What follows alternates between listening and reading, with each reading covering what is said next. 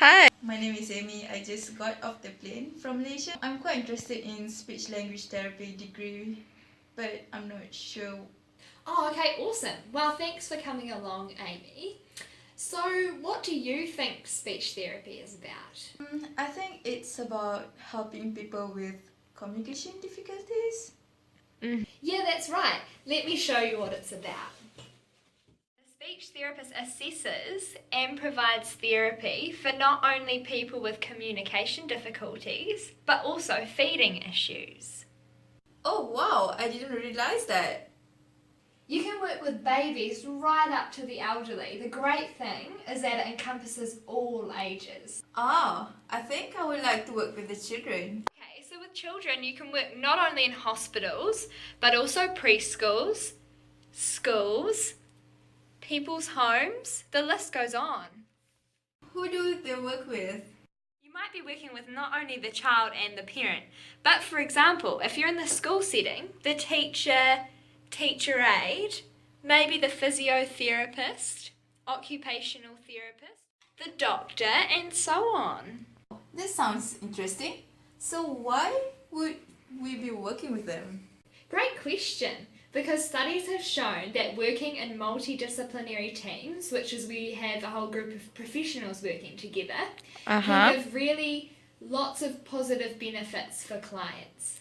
It's really important to be working with other professionals, for example, the teacher, because you'll be able to talk with these people if you need any extra information about the child and communicate about what you're all doing. The study by Glover et al. 2015 showed that teachers and speech therapists actually want to know more about what each other is doing and about their different professions.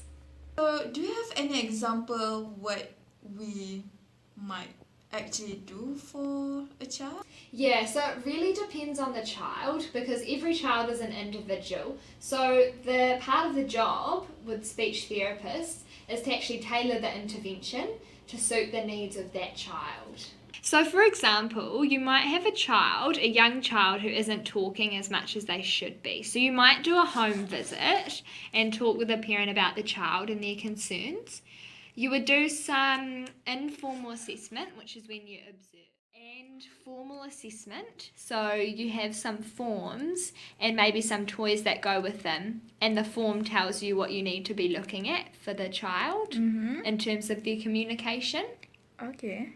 After that, you might look at the results of your assessments and then plan an appropriate treatment for the child.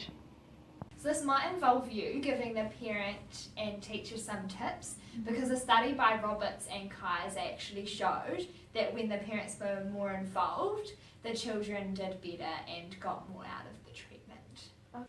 So here at the university we have a resource room, which is where you'll find all the toys